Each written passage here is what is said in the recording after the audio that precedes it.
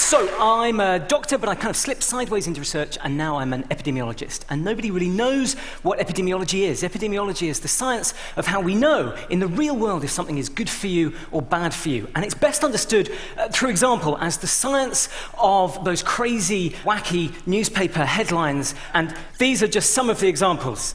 These are from the Daily Mail. Every country in the world has a newspaper like this. It has this kind of bizarre, ongoing philosophical project of dividing all the inanimate objects in the world, really, into the ones that either cause or prevent cancer. So here are some of the things they've said. Cause cancer recently: divorce, Wi-Fi, toiletries, and coffee. Here are some of the things they say: prevent cancer, crusts, red pepper, licorice, and coffee. So already you can see there are contradictions here. Coffee both causes and prevents cancer. And as you start to read on, you can see that maybe there's some kind of political valence behind some of this.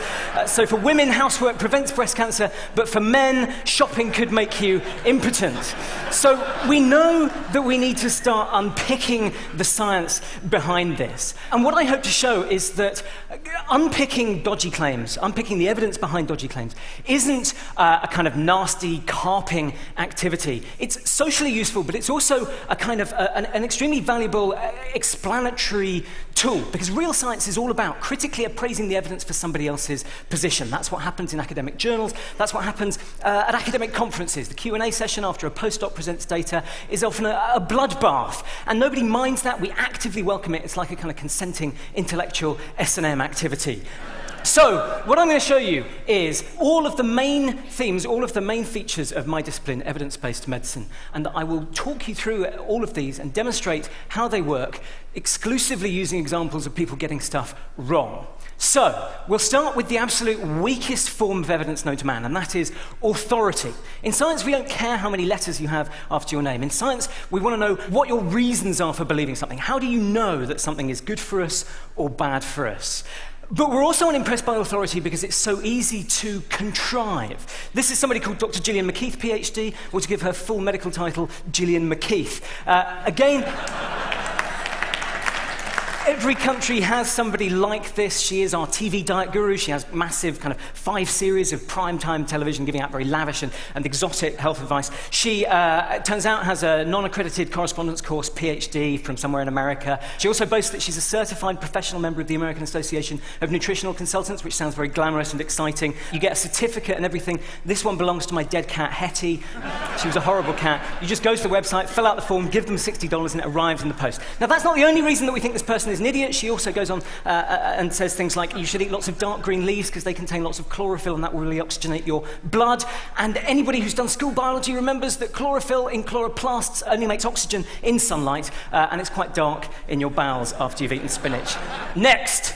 We need proper science, proper evidence. So, red wine could help prevent breast cancer. This is a headline from the Daily Telegraph in the UK. A glass of red wine a day could help prevent breast cancer. So you go and find this paper, and what you find is, it is a real piece of science. It's a description of the changes in the behavior of one enzyme when you drip a chemical extracted from some red grape skin onto some cancer cells in a dish on a bench in a laboratory somewhere. And that's a really useful thing to describe in a scientific paper. But on the question of your own personal risk of getting breast cancer if you drink red wine, it tells you absolutely bugger all, okay? Actually, it turns out that your risk of breast cancer actually increases slightly with every amount of alcohol that you drink.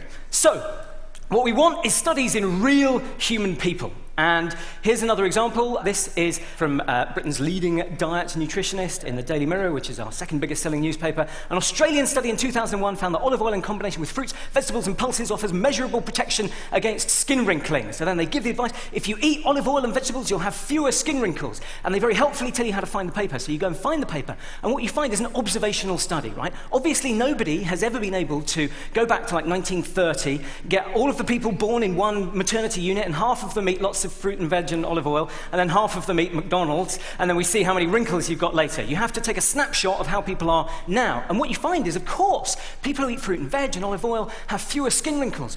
But that's because people who eat fruit and veg and olive oil, they're freaks, okay? They're not normal. They're like you. They come to events like this, right?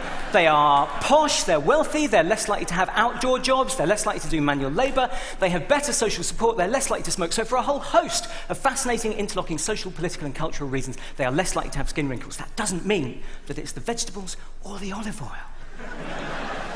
So, ideally what you want to do is a trial, and everybody thinks they're very familiar with the idea of a trial. Trials are very old. The first trial was in the Bible, Daniel 1:12. It's very straightforward. You take a bunch of people, you split them in half, you treat one group one way, you treat the other group the other way, and then a little while later you follow them up and see what happened to each of them. So I'm going to tell you about one trial, which is probably the most well-reported trial in the UK news media over the past decade.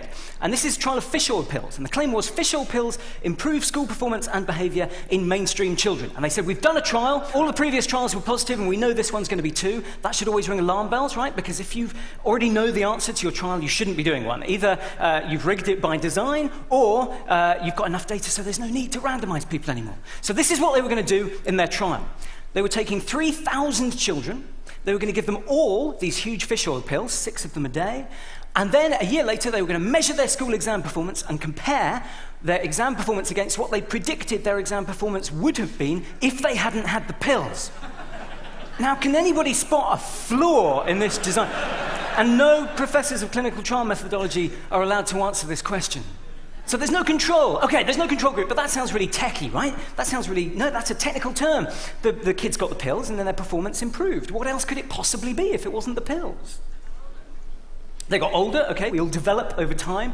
And of course, also there's the placebo effect. The placebo effect is one of the most fascinating things in the whole of medicine. It's not just about taking a pill and your performance and your pain getting better. It's about our beliefs and expectations. It's about the cultural meaning of a treatment. And this has been demonstrated in a whole raft of fascinating studies comparing one kind of placebo against another. So we know, for example, that 2 sugar pills a day are a more effective treatment for getting rid of gastric ulcers than 1 sugar pill a day. 2 sugar pills a day beats 1 sugar pill a day. And that's an outrageous and ridiculous finding, but it's true.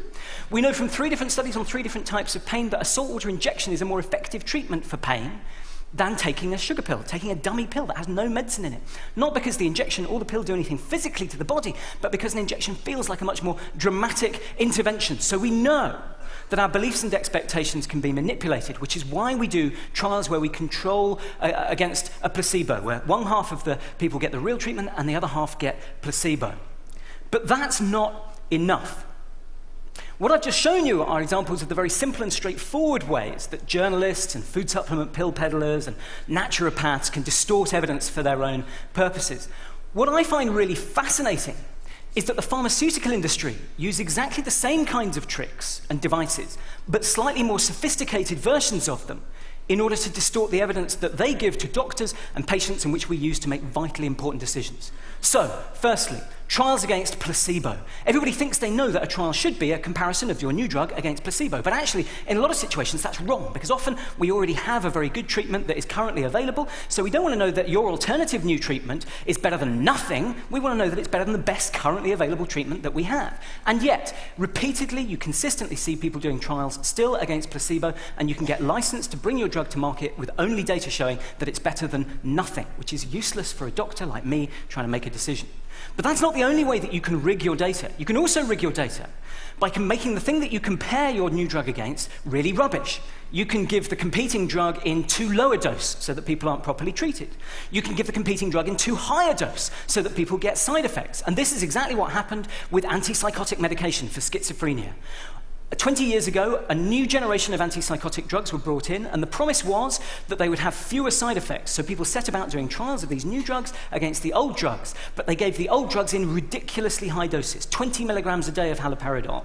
And it's a foregone conclusion if you give a drug at that higher dose that it will have more side effects and that your new drug will look better. 10 years ago, history repeated itself, interestingly, when risperidone, which was the first of the new generation antipsychotic drugs, came off copyright, so anybody could make copies. Everybody wanted to show that their drug was better than risperidone, so you see a bunch of trials comparing new antipsychotic drugs against risperidone at 8 milligrams a day. Again, not an insane dose, not an illegal dose, but very much at the high end of normal, and so you're bound to make your new drug look better. And so it's no surprise that overall, industry-funded trials are 4 times more likely to give a positive result than independently sponsored trials. But, and it's a big but, it turns out, when you look at the methods used by industry-funded trials, that they're actually better than independently sponsored trials. And yet, they always manage to get the result that they want. So how does this work? How can we explain this strange phenomenon? Well, it turns out that what happens is the negative data goes missing in action. It's withheld from doctors and patients. And this is the most important aspect of the whole story. It's at the top of the pyramid of evidence. We need to have all of the data on a particular treatment to know whether or not it really is effective. And there are 2 different ways that you can spot whether some data has gone missing in action. You can use statistics or you can use stories. I personally prefer statistics, so that's what I'm going to do first. This is something called a funnel plot. And a funnel plot is a very clever way of spotting if small negative trials have disappeared, have gone missing in action. So this is a graph of all of the trials that have been done on a particular treatment, and as you go up towards the top of the graph, what you see is each dot is a trial, and as you go up to the top, those are the bigger trials, so they've got less error in them, so they're less likely to be randomly false positives, randomly false negatives, so they all cluster together. The big trials are closer to the true answer. Then, as you go further down at the bottom, what you can see is, over on this side, spurious false negatives, and over on this side, the spurious false positives. If there is publication bias, if small negative trials have gone missing in action, you can see it on one of these graphs. So you can see here that the small negative trials that should be on the bottom left have disappeared. This is a graph demonstrating the presence of publication bias in studies of publication bias, and I think that's the funniest epidemiology joke that you will ever hear. That's how you can prove it statistically. But what about stories? Well, they're heinous. They really are. This is a drug called reboxetine, and this is a drug which I myself have prescribed to patients. And I'm a very nerdy doctor. I hope I go out of my way to try and read and understand all the literature. I read the trials on this. They were all positive. They were all well conducted. I found no flaw. Unfortunately, it turned out that many of these trials were withheld. In fact, 76% of all of the trials that were done on this drug were withheld from doctors and patients. Now, if you think about it, if I toss a coin 100 times and I'm allowed to withhold from you the answers half the times, then I can convince you that I have a coin with 2 heads, okay? If we remove half of the data, we can never know what the true effect size of these medicines is. And this is not an isolated story. Around half of all of the trial data on antidepressants has been withheld, but it goes way beyond that. The Nordic Cochrane Group were trying to get hold of the data on that to bring it all together. The Cochrane Groups are an international non-profit collaboration that produce systematic reviews of all of the data that has ever been shown, and they need to have access to all of the trial data.